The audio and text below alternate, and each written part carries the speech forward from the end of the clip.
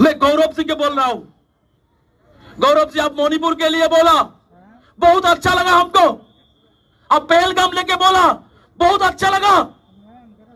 अब पार्लियामेंट आसाम के लिए, नॉर्थ ईस्ट के लिए बोल रहा है, बहुत अच्छा लगा।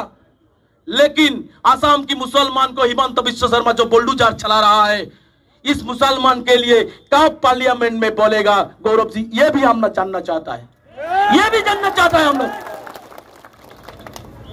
যদি দেবব্রত শইকীয়া ডাঙৰীয়া